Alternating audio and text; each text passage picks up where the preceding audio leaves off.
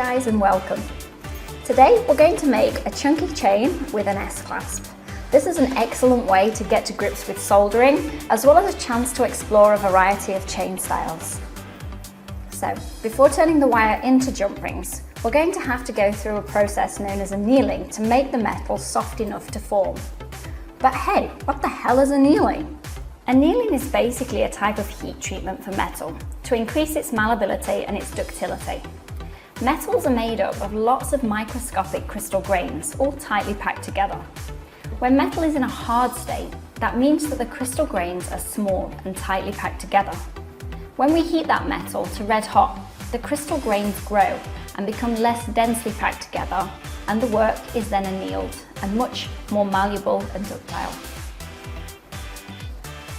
Okay, so first let's anneal the round wire. But before we anneal it, we want to make it into a little coil just like this, so that when we do anneal it, it heats everything a little more evenly.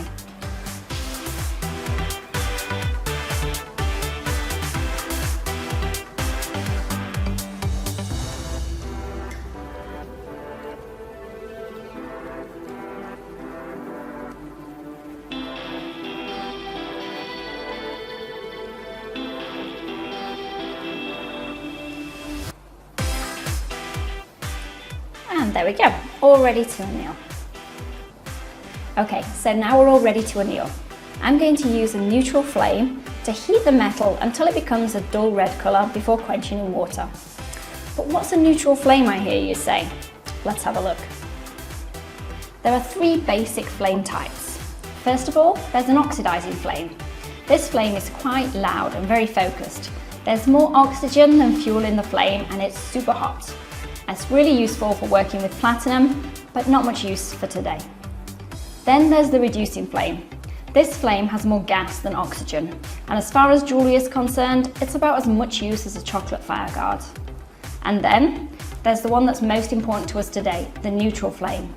This flame has an equal amount of oxygen and fuel, and we'll be using this type of flame when working with gold, silver, copper, brass and bronze. I'm going to be working for this project with my favourite torch, which is a Smith Little torch. Now I use this with oxygen and propane. You can also use it with oxygen as acetylene if you prefer, but for me I find that acetylene burns way too dirty and really bright as well. When I started out, I went with acetylene and oxygen, and I changed that to propane pretty quickly. You can also just about get by for this project using one of these small butane torches. They're handy and a great thing to start out with, but you will find things will definitely take a little longer with these. So to light the torch, I'm going to use one of these automatic lighters from Rio Grande.